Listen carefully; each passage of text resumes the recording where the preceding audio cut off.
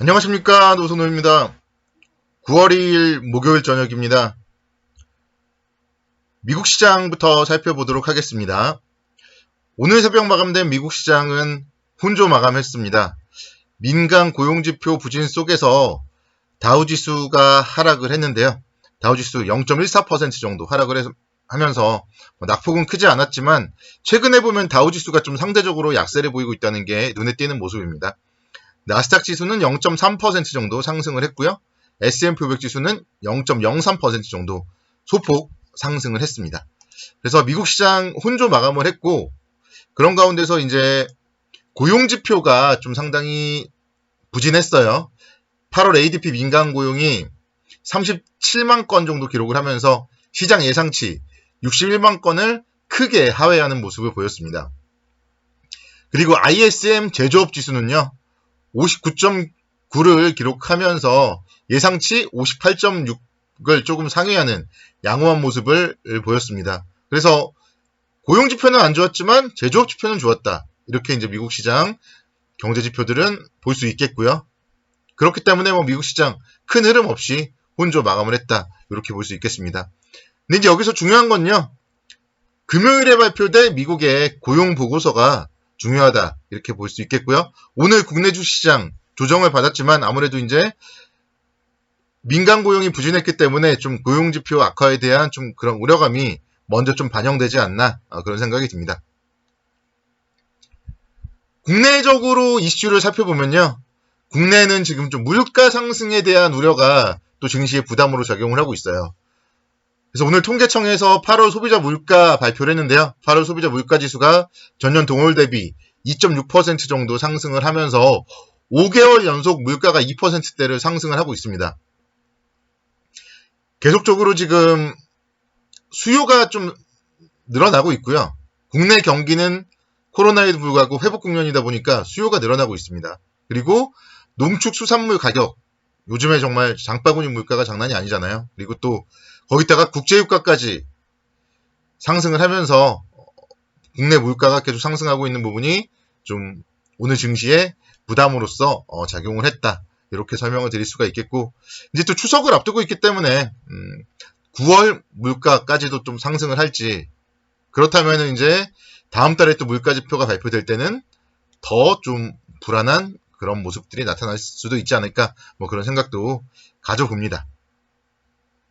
오늘 사실 코스피가 0.97% 정도 하락을 하면서 우리에게 좀 시장에 정말 변동성 국면에서 마음을 좀 단단히 먹어야겠구나. 좀 그런 생각을 하게 만들었던 것 같아요. 어제 제가 이제 말씀드렸던 지지선 3165포인트를 제가 어제 말씀드렸는데 하루 만에 거의 근접할 줄은 몰랐습니다. 시장이 그만큼 변동성이 크다. 근데 이러다가 또다시 3200선을 또 넘을 수도 있고요. 3300선도 사실 지난 화요일에 상승하는 거를 보면은 금방 상승을 할 수도 있어요. 근데 우리가 이제 중요한 건 또 반대로 3100도 금방 갈 수 있죠. 그래서 우리가 중요한 건 시장을 박스권으로 놓고 대응을 잘 해야 된다. 그렇게 설명을 드릴게요. 그러니까 지금은 사실 여기서 21선이 깬다고 손절을 하고 이러면은 계속 우리의 계좌만 녹아 들어가요. 그러니까 시장이 박스권이기 때문에 떨어질 때 물량을 모아나가는 전략을 취하고요. 또 상승을 하면 일부는 좀 이익을 또 챙기는 그런 전략으로 대응을 해야 됩니다. 계속적으로 지금 박스권이잖아요, 시장. 5월 달에도 그렇고 6월 달, 7월 달 계속해서 지금 박스권이에요. 그래서 밀렸다가 올라오면은 또 밀리고요. 계속 그런 모습들이 반복이 되고 있습니다. 그러다가 이제 8월 달에 한 차례 좀 생각보다 더 큰 급락의 흐름이 나왔는데 또다시 그 자리 3100선 위로 올라섰고요. 그러니까 지금 여기서는요. 3300포인트에 다가서면은 그러니까 저는 추석 연휴 전에 3300포인트대 근처 한 번은 온다고 보거든요. 그 정도가 저는 좀 이제 단기적으로는 좀 이익을 좀 챙기는 그런 포인트다. 그렇게 이제 지금 생각을 하고 있고요. 밀리면은 어제도 말씀드렸듯이 밀리면 물량을 모아나가야 돼요. 어제 말씀드렸던 자리가 3,165포인트가 있고요. 그 외의 자리도 사실 3,100포인트 자리도 이전 저점 대비했을 때 저점 높이는 쌍바닥 자리잖아요. 그렇기 때문에 지금부터 밀리면은 매수 관점으로 좀 접근을 하고, 대신에 올라갈 때는 추격 매수하지 말고 올라갈 때는 일정 부분 일부는 또 이익을 챙기는 그런 전략으로 지금은 대응을 해야 된다. 오늘 시장을 통해서 더욱더 좀 명확하게 알 수 있었다. 이렇게 설명을 드리겠습니다. 너무 좀 걱정은 할 필요는 없고요. 오늘 특히 이제 시장이 하락했던 거는 일부 대형주들이 급락을 했어요. SKC라던가 카카오뱅크라던가 이런 일부 대형주들이 급락을 했고, 카카오뱅크 이제 블록데이 같은 게 있었잖아요. 그런 이슈들로 급락을 한 거지, 다른 악재가 있거나, 오히려 오늘 보면 중소형주들이 좀 좋은 모습을 보여서, 또 다른 업종들, 철강주라던가 이런 업종들은 좋은 모습을 보여서, 계좌는 오히려 조금 플러스더라고요.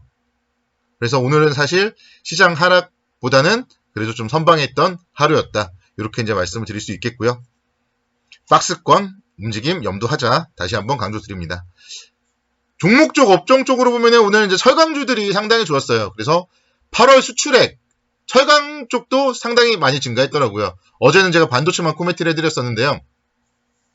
철강 쪽도 532억 3천만 달러로 전년 동월 대비 34.9% 증가했습니다. 그래서 이런 철강 수출이 잘 되고 있다. 이 부분을 우리는 좀 포인트로 생각을 하셔야 되고요. 그래서 포스코 34만원대인데요.